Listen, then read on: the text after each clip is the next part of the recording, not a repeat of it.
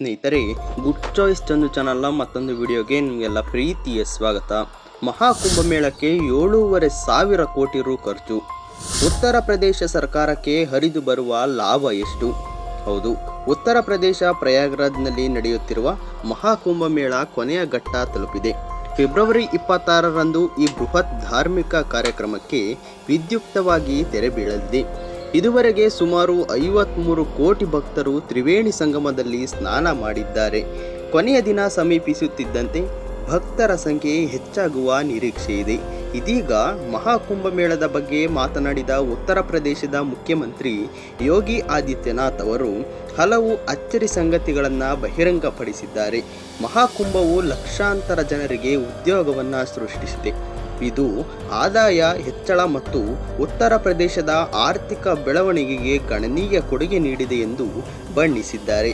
ಆ ಮೂಲಕ 45 ದಿನಗಳ ಧಾರ್ಮಿಕ ಕಾರ್ಯಕ್ರಮಕ್ಕೆ 7,500 ಕೋಟಿ ರುಗಳನ್ನು ಖರ್ಚು ಮಾಡುವ ಸರ್ಕಾರದ ನಿರ್ಧಾರವನ್ನು ಸಮರ್ಥಿಸಿಕೊಂಡಿದ್ದಾರೆ. ಕೇಂದ್ರ ಮತ್ತು ರಾಜ್ಯ ಸರ್ಕಾರಗಳು ಮಹಾಕುಂಭಮೇಳಕ್ಕೆ 7,500 ಕೋಟಿ ರು ಹೂಡಿಕೆ ಮಾಡಿವೆ. ಇದರಿಂದ 3 ರಿಂದ 3.5 ಲಕ್ಷ ಕೋಟಿ ರುಗಳ ಆದಾಯ ಹರಿದು ಬರುವ ನಿರೀಕ್ಷೆ ಇದೆ ಎಂದು ತಿಳಿಸಲಾಗಿದೆ. ಇದು ಬುದ್ಧಿವಂತ ಹೂಡಿಕೆಯಲ್ಲವೇ ಎಂದು ಅವರು ತಮ್ಮ ನಿವಾಸದಲ್ಲಿ ಉದ್ಯಮಿಗಳೊಂದಿಗೆ ನಡೆದ ಸಭೆಯಲ್ಲಿ ಮಾತನಾಡುತ್ತಾ ಪ್ರಶ್ನಿಸಿದ್ದಾರೆ. ಆ ಮೂಲಕ ಈ ವಿಚಾರವಾಗಿ ಟೀಕಿಸುವ ವಿರೋಧ ಪಕ್ಷಗಳಿಗೆ ಪರೋಕ್ಷವಾಗಿ ತಿರುಗೇಟು ನೀಡಿದ್ದಾರೆ. 14 ಹೊಸ ಫ್ಲೈಓವರ್ಗಳು, 6 ಅಂಡರ್ ಪಾಸ್ಗಳು, 200ಕ್ಕೂ ಹೆಚ್ಚು ಅಗಲವಾದ ರಸ್ತೆಗಳು, ಹೊಸ ಕಾರಿಡಾರ್ಗಳು, ವಿಸ್ತೃತ ರೈಲ್ವೆ ನಿಲ್ದಾಣಗಳು ಮತ್ತು ಆಧುನಿಕ ವಿಮಾನ ನಿಲ್ದಾಣ ಟರ್ಮಿನಲ್ ನಿರ್ಮಿಸಲು 7,500 ಕೋಟಿ ರುಗಳನ್ನು ಖರ್ಚು ಮಾಡಲಾಗಿದೆ.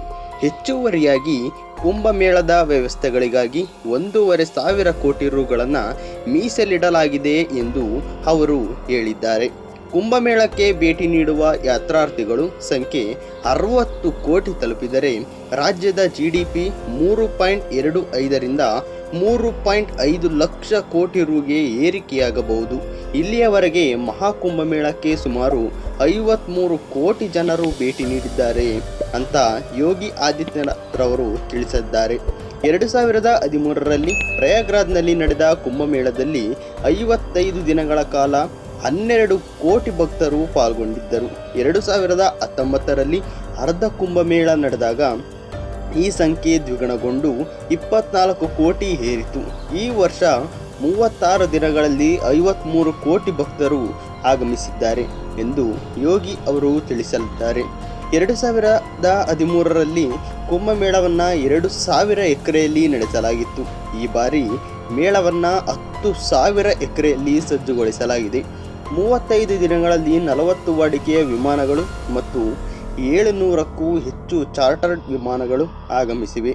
ರೈಲ್ವೆ ಪ್ರತಿದಿನ 100 ವಿಶೇಷ ರೈಲುಗಳನ್ನು ಓಡಿಸುತ್ತಿದ್ದಾರೆ. ರಾಜ್ಯ ಸಾರಿಗೆ ನಿಗಮವು ಜನರ ಪ್ರಯಾಣಕ್ಕೆ ಅನುಕೂಲವಾಗುವಂತೆ 14,000 ಬಸ್ಸುಗಳನ್ನು ನಿಯೋಜಿಸಿದೆ ಎಂದು ಯೋಗಿ ಅವರು ವಿವರಿಸಿದ್ದಾರೆ. ಇದಿಷ್ಟು ಸ್ನೇಹಿತರೆ ಇವತ್ತಿನ ದಿನದ ಮಾಹಿತಿ. ಇದೇ ರೀತಿಯ ಮಾಹಿತಿಗಾಗಿ ನಮ್ಮ ಚಾನಲ್ನ ಸಬ್ಸ್ಕ್ರೈಬ್ ಮಾಡ್ಕೊಳ್ಳಿ ಮತ್ತು ಪಕ್ಕದಲ್ಲೇ ಇರತಕ್ಕಂಥ ಬೆಲ್ ಐಕನನ್ನು ಕೂಡ ಕ್ಲಿಕ್ ಮಾಡಬಹುದು. ಇದರ ಬಗ್ಗೆ ನಿಮ್ಮ ಅನಿಸಿಕೆಯನ್ನು ಕಮೆಂಟ್ ಬಾಕ್ಸ್ನಲ್ಲಿ ಕಮೆಂಟ್ ಮಾಡಿ. ಧನ್ಯವಾದ.